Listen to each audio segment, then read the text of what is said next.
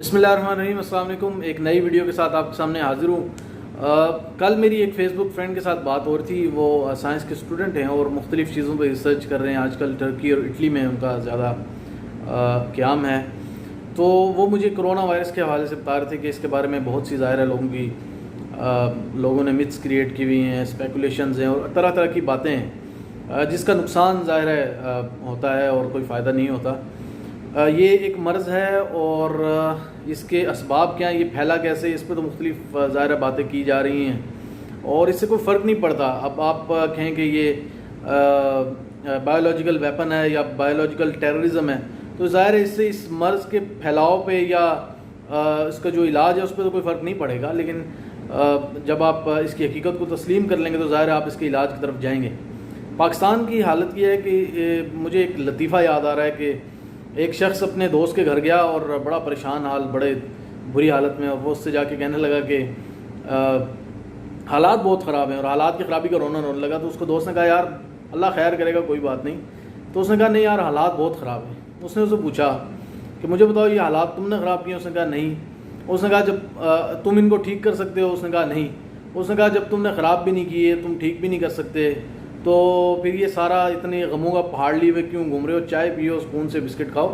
हमारी हालत ये है कि ना हमें ये पता है कि ये वायरस आया कैसे, क्रिएट किसने किया, इसका मकासद क्या है। हम इसका शिकार ज़रूर हैं और ना हमारे पास इसका कोई इलाज है, ना कोई वैक्सीन है, ना हम इस पर कोई काम कर रहे हैं। तो ये बातें करना बड़ा एक फजूल सी चीज़ है। मेरा ख्याल है कि हमें इन अफवाहों की तरफ कान नहीं धरने चाहिए।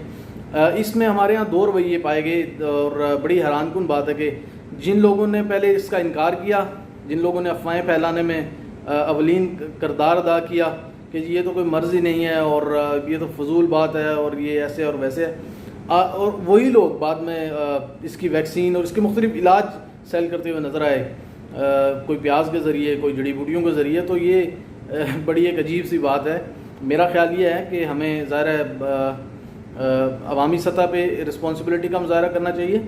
हुकूमत को भी चाहिए कि कोई रिसर्च करे, कुछ ऐसा काम करे जिसकी तवक्को तो मुझे को ख़ास नहीं है कि जिससे लगे कि आप कोई काम कर रहे हैं। दुनिया की हुकूमतें, दुनिया के ममालिक इसके इलाज की तरफ जा रहे हैं, वैक्सीन्स बना रहे हैं, लेकिन हमारे यहाँ ऐसा कोई नहीं है। उल्टा वैक्सीन बेचने का एक ख़ासा मनसूबा नज़र आता है। लेकिन बहरहाल हम इसका शिकार हैं और हमें इसका कोई हल तलाश करना होगा। अब पूरी दुनिया के ममालिक जो है वो इसके इलाज दरियाफ़्त करने की कोशिश कर रहे हैं, लेकिन पाकिस्तान में हालत यह है कि मुख्तलिफ लेबॉर्ट्रीज़ लाइसेंसेस की दौड़ में हैं। हुकूमत जो है वो मुफ्त वैक्सीन लेके, सुनने में आ रहा है कि उसे बेचने के चक्कर में है। तो ये बड़ी एक, और इसका होता ही है कि पाकिस्तान जैसे ममालिक में पहले ही जहाँ स्टेट और गवर्नमेंट और पब्लिक के दरमियान एक ट्रस्ट डेफिसिट होता है, वहाँ इसमें मज़ीद इजाफा होता है। फिर वो लोग गवर्नमेंट की बातों पर यकीन नहीं करते और फिर मिथ्स क्रिएट होती हैं और इस तरह की चीज़ें मार्केट में आती हैं जिनका कलेक्टिवली नुकसान होता है। जैसे पोलियो के लेके हुआ, आज तक पाकिस्तान में पोलियो ख़त्म नहीं हो सका। इसको लेके बहुत सी बातें हो रही हैं, उन पे ज़ाहिर है कोई वसूख से हम कुछ भी नहीं कह सकते।